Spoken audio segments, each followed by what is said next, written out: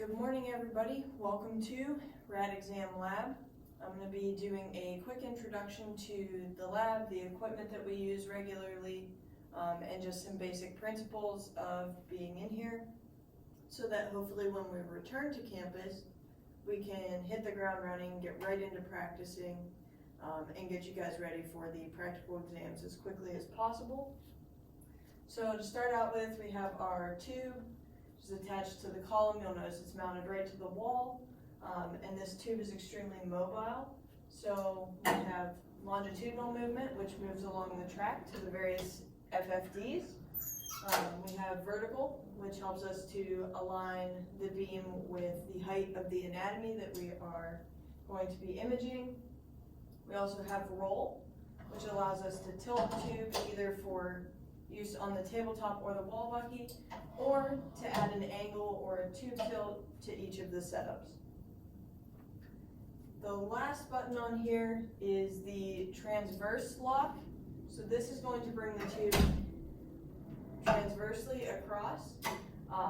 The one thing to note with the transverse lock, if you take this off center, when you put the film in the bucky, it's not going to be lined up with the x-ray beam, so we hesitate to use the transverse lock anytime that we have a cassette in the bucky. And it'll settle right into the middle point right when you get there. We have the knobs, which will adjust the light field size. So if let's take our tube tilt off here. If we wanted to visualize just the shoulder on our patient, we don't need to radiate the entire chest. So we would be able to make our light field smaller to focus in on the area of concern. Or if we wanted to image the chest, we could widen the light field size as well. Most of the time we're going to match our light field size to the size of the film that we use. If it's not to film size, it's going to be to the size of the area that we're imaging, and we'll match that to whatever size the body part is. So something like a lumbar spine and pelvis is going to require a large light field equal to the film size. Something small like a wrist, or even an elbow, we don't need to radiate that entire area, so we can just kind of focus in on the area of concern. So that's how we move the tube. If we're looking at the upright bucky, the tray slides in to place the film, and then there's a button here on the side of the handle that allows this to move vertically up and down to match the height of the anatomy that we are imaging.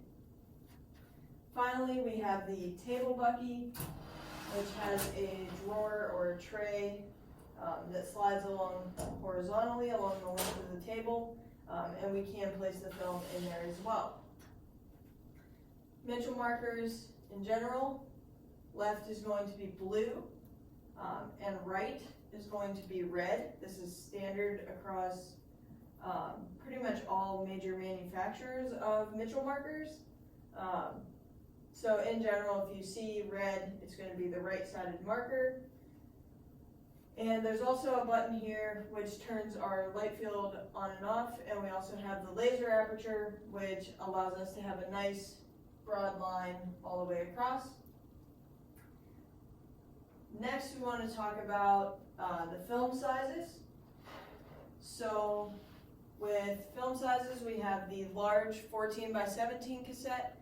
This is going to be used for large body regions, so things like the chest or the lumbar spine are going to require the large 14x17 cassette.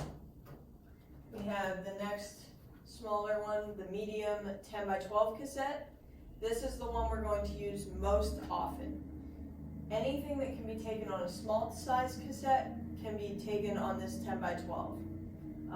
So in the clinic, on our digital receptors, our CR cassettes, we have the large 14x17, and we have a smaller or medium-sized 10x12.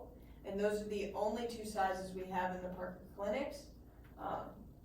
If you go out into practice or into a CBI, they may have other film sizes, such as the 8x10 and the 7x17.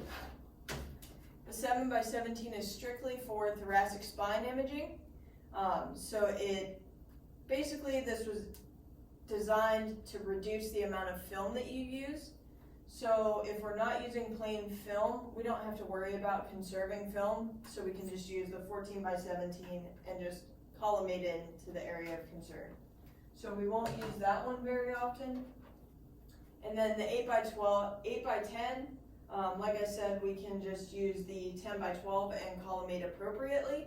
So if we have a small body part such as a wrist, yes, we could take it on an 8x10 cassette.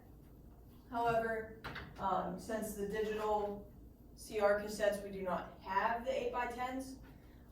We have the 10x12 because, again, we're not worried about conserving film because we don't have to pay for each piece of film that we place in a CR cassette. Instead, we can just reuse and redigitize each of the images. So we can use a 10x12 and just collimate into the size of the wrist. So that is each of the film sizes.